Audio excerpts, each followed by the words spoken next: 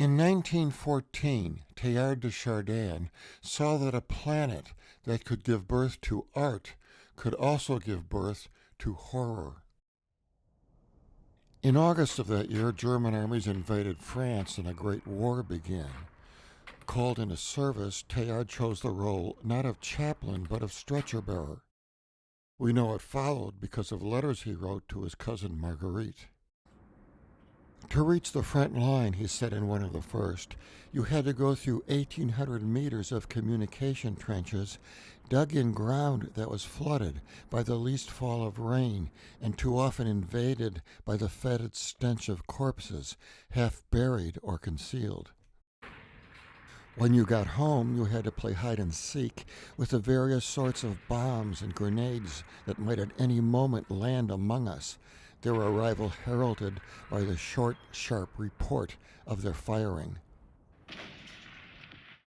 I won't deny that at some other times, when there was a sudden lull, there weren't minutes of profound sweetness and intensity, spent in contemplation of the silent desert in which two invisible armies lie in wait for one another.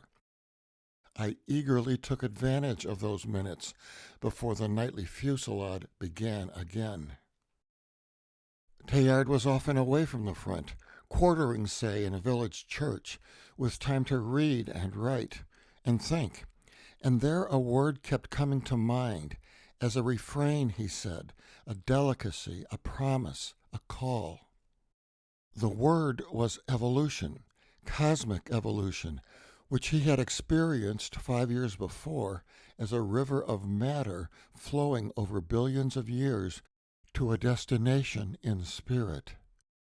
On the eve of the Battle of Verdun, one of the longest and deadliest in human history, Teilhard felt an urgency to make a testament of his experience, to commit his vision to writing. By Easter of 1916, he had finished a long essay called Cosmic Life. Stand it against the war's background of death, and the effect is stunning. What follows, he began, springs from an exuberance of life and a yearning to live. It is written to express an impassioned vision of the earth, because I love the universe, its energies, its secrets, and its hopes, and because at the same time I am dedicated to God, the only origin, the only issue, and the only term. Writing for fellow Christians, Teilhard immersed his vision in Christian symbols. He baptized it.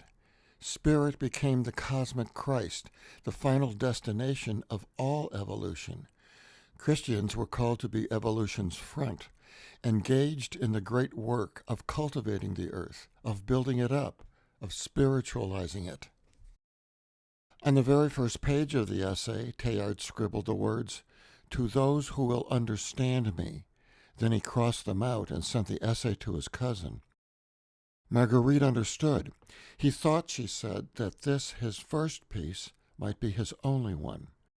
It very nearly was.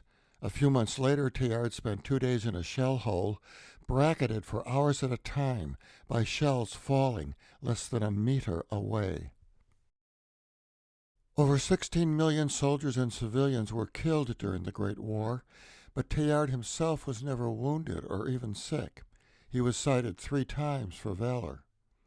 He was transformed by the war, said Marguerite, but wasn't sure he could ever disclose all that he had seen and felt and thought.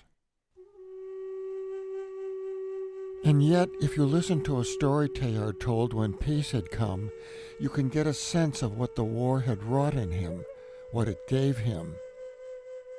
It was the story of a traveler who could well have been Teilhard himself. It begins as the traveler is walking through a place he has never been before, a desert. There he encounters a fierce wind. "You dare to venture into the untouched wilderness," says the wind. "You had need of me in order to grow, and I was waiting for you in order to be made holy. So now do battle boldly against me."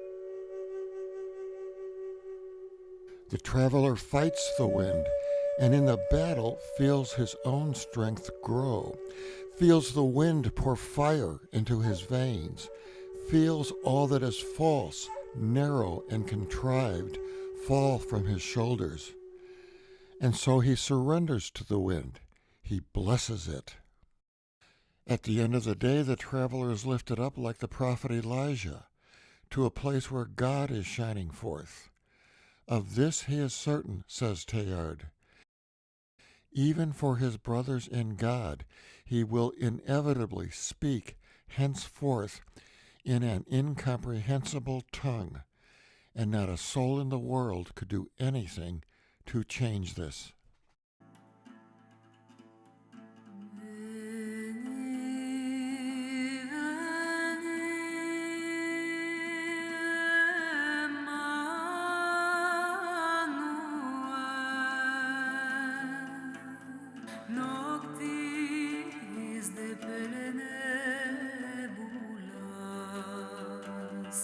Diras